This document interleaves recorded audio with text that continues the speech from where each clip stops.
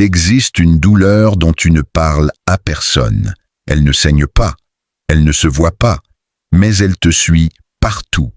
Pourquoi, malgré tes efforts, malgré tes lectures, malgré tes prières intérieures, quelque chose en toi reste insatisfait?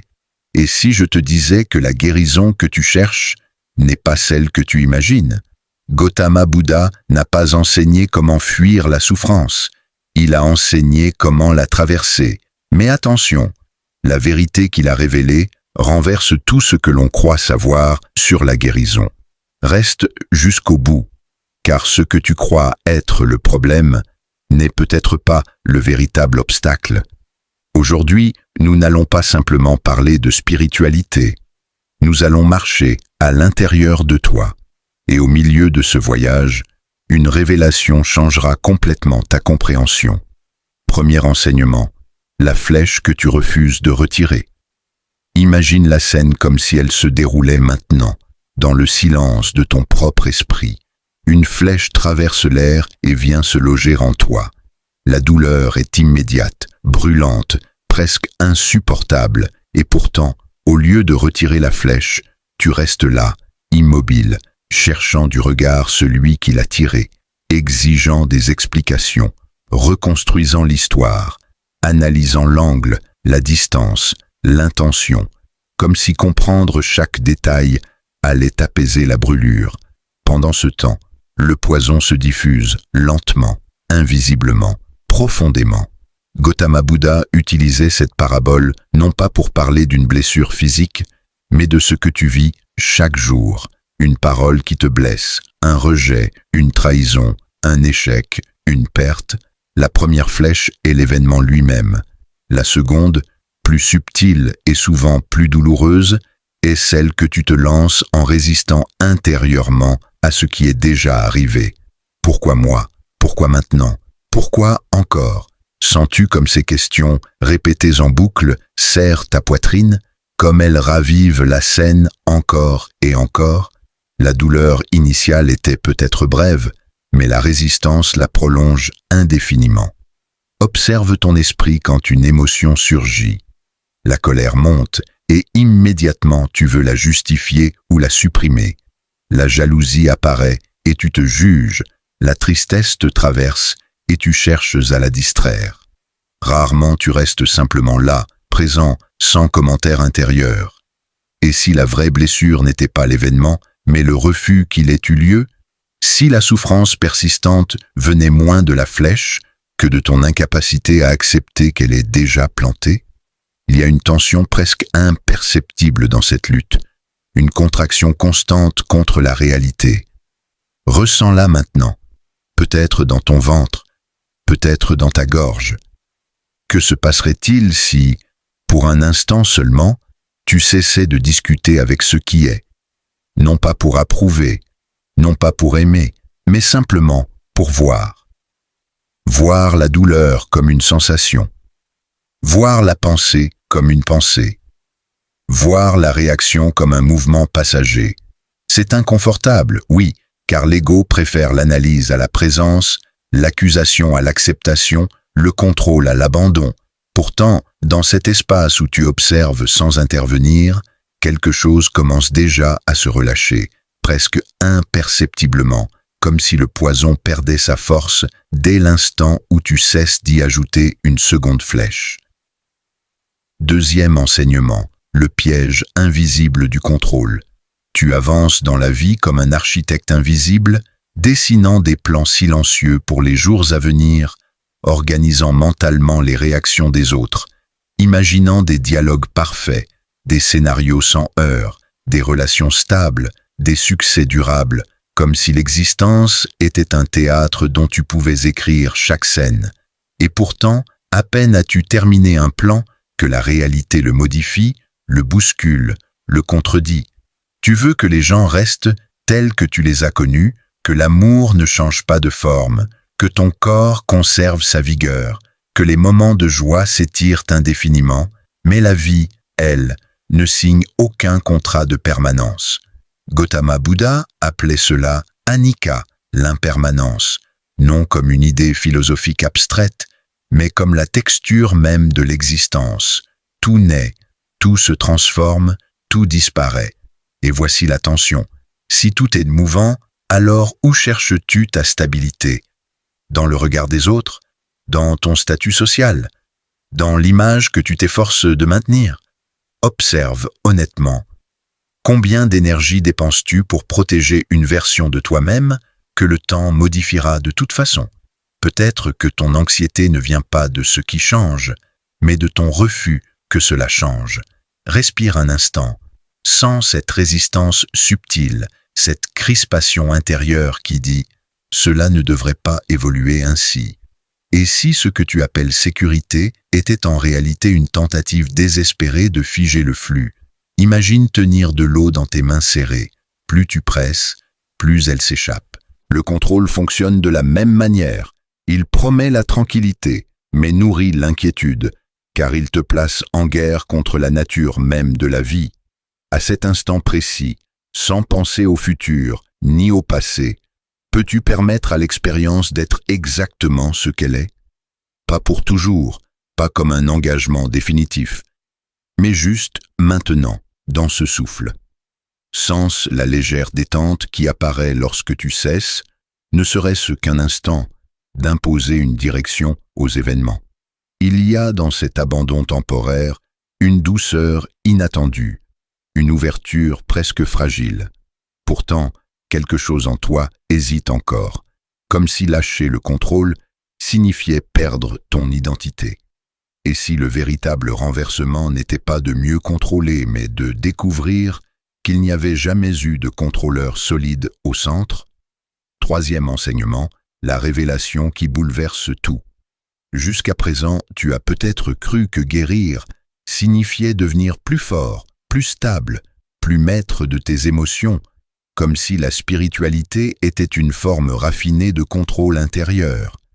Mais maintenant, le sol se dérobe légèrement sous tes pieds, car le cœur du Dharma ne cherche pas à améliorer celui que tu crois être. Il cherche à révéler que ce toi est peut-être une construction fragile. Gautama Bouddha enseignait que la souffrance ne provient pas simplement de la douleur, mais de l'attachement à l'idée d'un moi solide qui se sent attaqué, injustement traité, menacé. Observe attentivement. Un événement survient, une rupture, une critique, une perte, et presque instantanément une voix intérieure s'élève.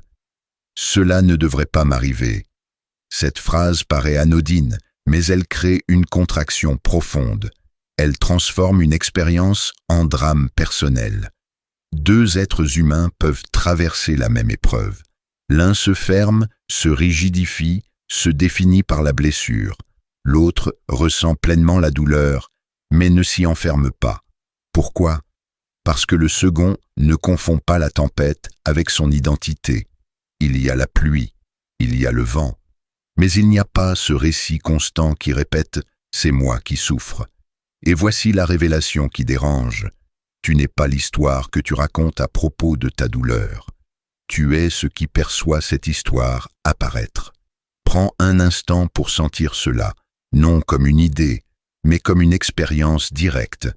La pensée surgit et tu la vois. L'émotion monte et tu en es conscient. Même le sentiment d'être toi est observé.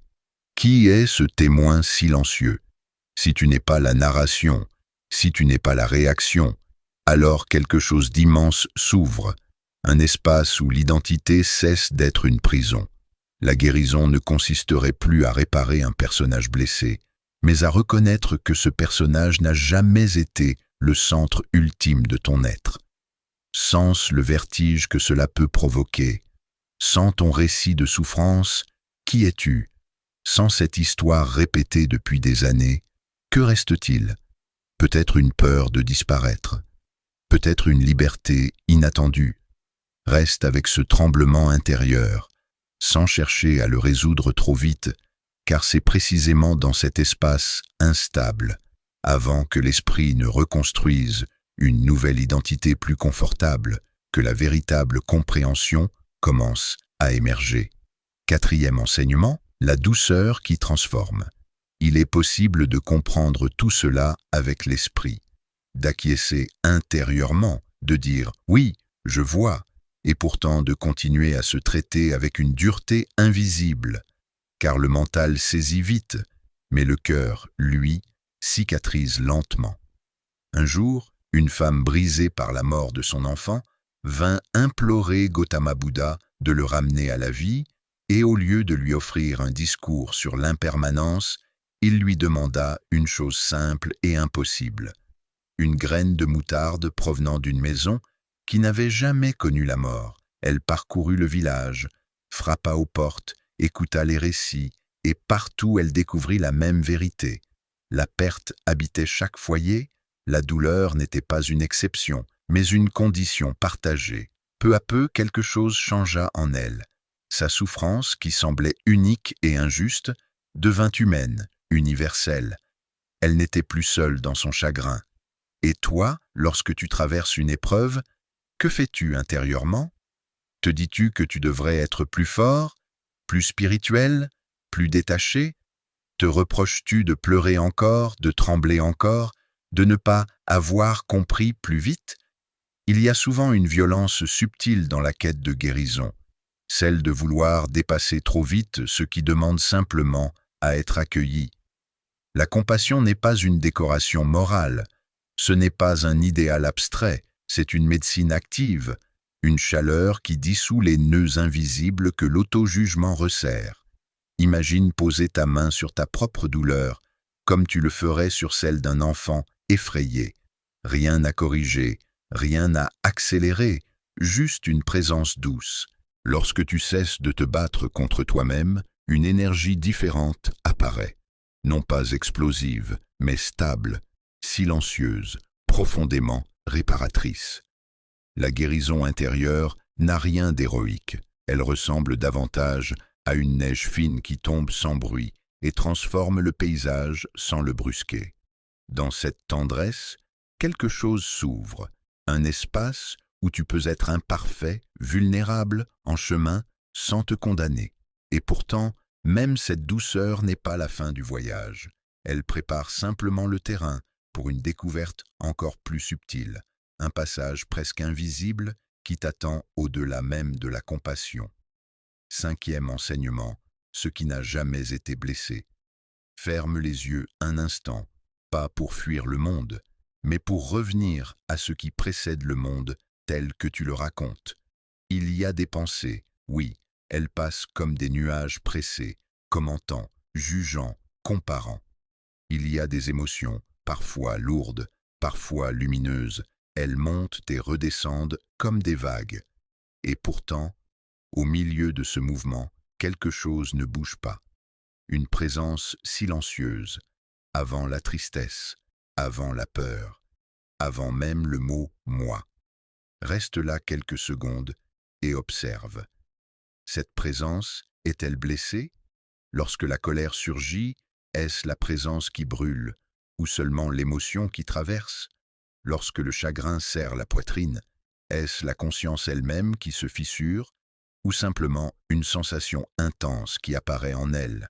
Gautama Bouddha ne pointait pas vers une théorie réconfortante ni vers une croyance à adopter.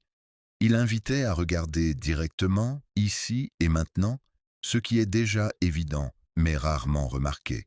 La guérison ultime n'est pas la suppression des vagues, ni la construction d'un personnage plus fort, plus calme, plus éveillé. Elle est la reconnaissance que l'océan n'a jamais été brisé par ces tempêtes. Depuis le début, peut-être que tu t'efforçais de réparer une image de toi, un récit, une identité blessée, mais cette présence qui voit tout cela, qui en est consciente, a-t-elle jamais été touchée? Sens le déplacement subtil que cette question provoque. Si ton essence n'a jamais été atteinte, alors la quête frénétique pour devenir entier change de nature. Peut-être n'as-tu pas à te reconstruire, mais à te reconnaître. Ne cherche pas une réponse mentale, ne transforme pas cela en concept spirituel de plus. Reste dans l'expérience nue, dans cette clarté simple d'être conscient. Il y a un espace ici, vaste, presque infini, qui accueille la joie comme la douleur sans être définie par elle. Et si, depuis toujours, tu étais cet espace, laisse cette possibilité respirer en toi. Ne la force pas. Ressens l'ouverture qu'elle crée et remarque ce silence vivant qui demeure, même maintenant. La guérison intérieure, selon Gautama Bouddha, n'est pas un miracle soudain. C'est un retournement de regard. Au début, tu pensais que la solution était extérieure. Puis tu as compris qu'elle était dans l'acceptation. Puis encore plus profondément, dans la désidentification. Et maintenant, il ne reste que la présence. La vie continuera à bouger. Les émotions continueront à apparaître.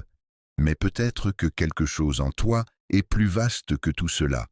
Et si la paix que tu cherchais n'était pas à atteindre, mais à reconnaître, le voyage ne s'arrête pas ici. Il commence à chaque instant où tu observes, sans te confondre, dans ce silence, dans ce souffle, dans cette conscience qui, depuis toujours, était déjà libre.